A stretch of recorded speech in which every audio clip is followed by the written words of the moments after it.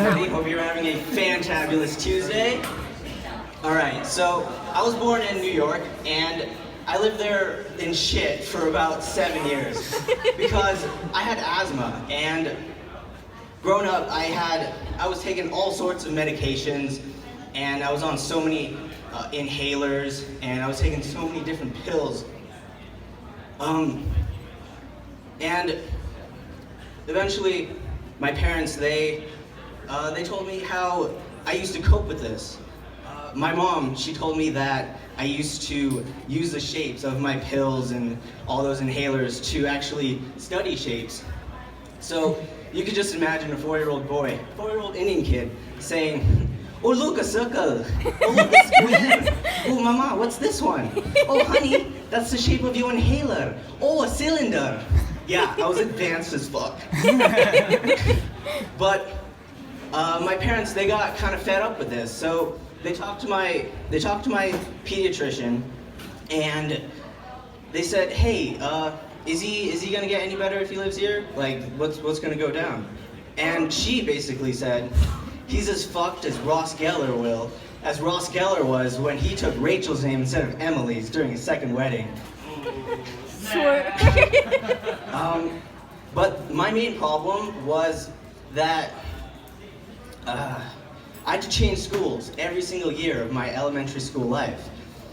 I can just imagine one of my Indian friends from first grade, his name was Neil, him saying, "Hey, Karan, I can't wait until we get to high school and we start competing for grades in college and AP classes. Yeah, man, it'll be so fucking lit." Yeah. But a week later, I say, "Sorry, dude, we're moving again." So we moved to Southern California in 2004, and I started second grade in Victoria Elementary School. Little town, Loma Linda, San Bernardino, and my teacher was a 70-year-old grandma who gave negative shits because from 7:30 to 1:30, all we did was watch SpongeBob. But personally, I had no problem with this because I had to stay consistent with the hip times of the kids, and I used to miss all the new episodes after that week. But my mom, my typical Indian mom, she complained to the principal of how I wasn't being challenged enough and how I had so much potential because I knew what a fucking cylinder was when I was 4. And I would have moved in 3rd grade, but I moved in 4th grade to my new school, Cope Middle School.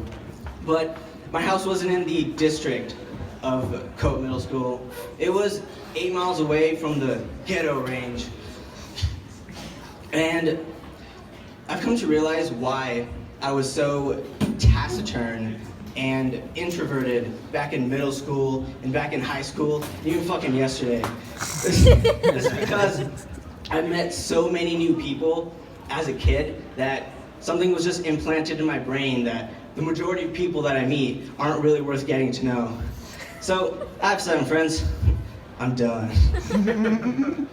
I love going back home to Southern California for winter break because I really like having something else to worry about besides my grades. Like if we're ever gonna get water, or if we're ever gonna have a different state mascot than Arnold Schwarzenegger.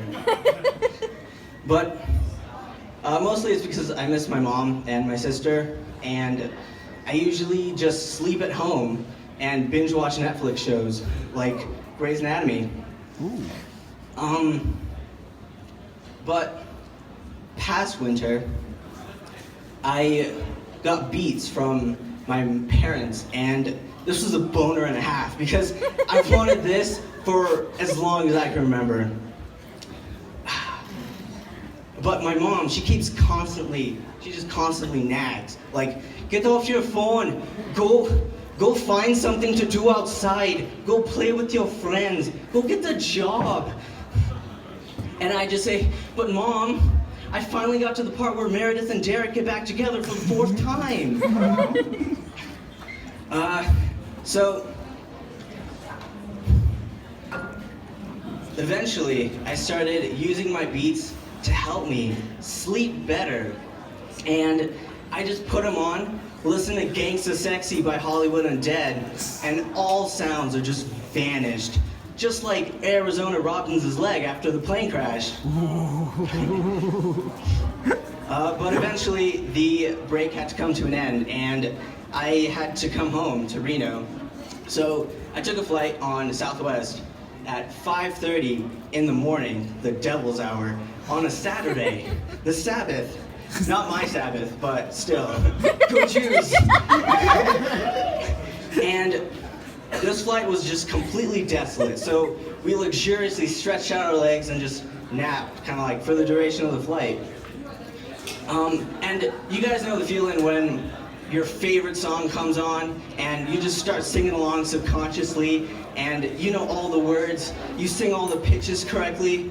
Yeah, for me, my song, A Whole New World from Aladdin, and I sing both Aladdin and Jasmine's parts in their pitches, but at least I try to.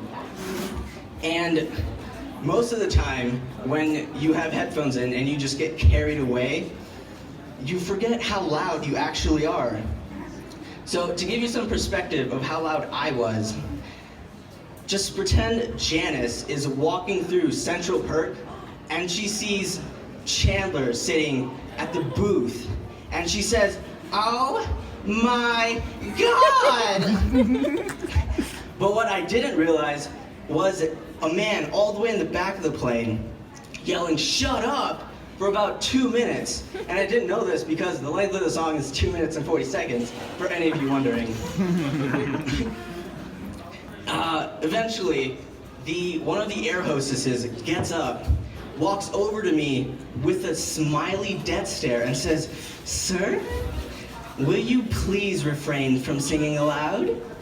And I just sink in my chair and say, "Aw, shit." Lastly, I would like to share one of my all-time favorite jokes and one of my go-to jokes. Two fish are in a tank. One turns to the other and says, "Hey, know how to drive this thing?"